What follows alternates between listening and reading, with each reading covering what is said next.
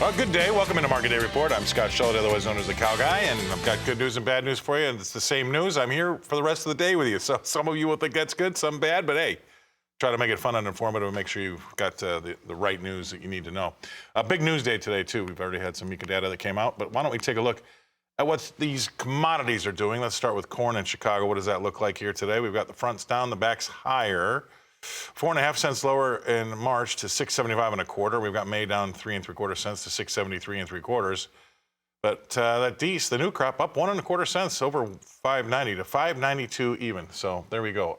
Not bad in the backs. The fronts are suffering a tad. If we take a look at the soybean market in Chicago, what's that look like? Well, ouch. 21 cents lower in the front. That's March. 15.17 even as last. Look at the high was 15.42. Whew. We've got May down 19 cents to 15.11 1/4, but we really want to take a peek and see what that Novi new crop's doing, and that's probably not losing as much. And 6 3/4 cents lower. There you go, about a half percent lower today. 13.56 1/4 is last, still above that 13.50 level. How about wheat in Chicago? The Chicago wheat. Let's take a quick gander at what that's doing. That is going to be lower by 8 3/4 cents in the front. That's March, 7.52 1/2. May's down by 7 1/4 cents to 7.63. So there you go. Right between, say, 5 and 9 cent loss across the board when we talk about Chicago wheat. Let's move over to Kansas City and see what the hard red wheat's doing there. Got a penny loss in the front. That's March. 8.77 3/4 is last. Middle of the day's range. May's off 1.5 cents to 8.70 1/4. Finally, let's take a look at Minneapolis spring wheat. That's higher today. 4 3/4 cents higher in the March to 9.27 even, while May's up 3.5 cents to 9.19. And let's take a look at what the cotton market's got in store for us. Not a lot is the answer. We're down 20 points to 86.02. That's the front month, March. These prices brought to you by Bar Chart, but our next content's going to be brought to you by Ryan Kelbrants. He's with CHS. I believe he's up in Inver Grove Heights, Minnesota. I think so. If not, I owe him an apology. There we go. Mr. Kelbrants, welcome to the show. What have you got for us? The floor is yours, brother. Well, we had ethanol production numbers out here a little bit earlier here today. Production was up 16,000 barrels a day to a little over 1.03 million.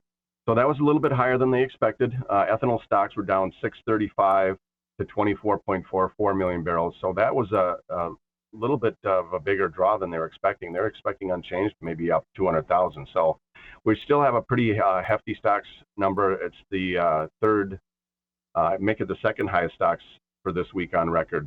Gasoline demand rose for 8.491 million barrels a day from 8.142. So that's the highest we've seen in about 5 weeks. But we did have some big builds in the crude oil, a little over 4 million barrels. They're thinking a 400,000 barrel build. Gasoline had a 2.6 million barrel build. They're thinking 1.4 there. And diesel had a 2.3 million barrel build, and they're thinking 1.3 million barrel draw. So actually a draw. So we've got April diesel down a little over 13 cents right now. Gasoline's down almost 7.5 cents in the April contract, and crude oil's off $1.23. So that may be why we're seeing a little bit of pressure in the beans.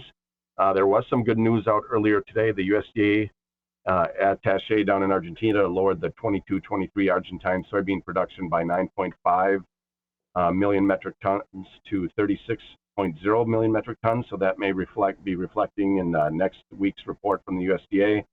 We had Chinese beans, import beans were down a little over 20 cents. And then we had corn in China at the Dalian Exchange down a little over 11 cents overnight. So, a little bit of a setback. You mentioned 15.42 3/4. That 15.50 might be a hard threshold to break through. Since last Friday, March beans had been up 28.5 cents. Novi up 11 3/4. So maybe getting towards the high end of the range and a little bit of a sell-off. Wouldn't be surprised to see this afternoon that the funds were sellers. Maybe a little bit of rain in Argentina, some scattered showers in southern Cordoba, parts of Buenos Aires, La Pampa. So those showers are going to linger into tomorrow, and the 11 to 15 day is a little bit more rain, but they're going to be warm. So we're going to export sales out tomorrow. On the bean side of things, they're thinking 700 to 1.3 million metric tons for 22-23. That's a little bit, within the range. We haven't seen a daily export sale announcement the last couple of days, so that's interesting. Stats Canada is going to come out with their stocks numbers on Tuesday morning, and then a week from today, we're going to look at the USDA's February supply and demand and crop production report. So that's what we got on the docket. Well, Ryan, that content is spectacular. And the good news is it was spectacular. The bad news is you're going to be taking me out of my job here. You can't keep doing this, right? I got nothing to say now. So that was perfect. Perfect timing. Now they're telling me to wrap. They don't want me to talk. So that was all well said. Well done. Really appreciate all the insight there. Ryan Kelbrants with CHS up in Inver Grove Heights. We're going to go away. We're going to pay some bills. We're going to come back and talk livestock with me this time after this.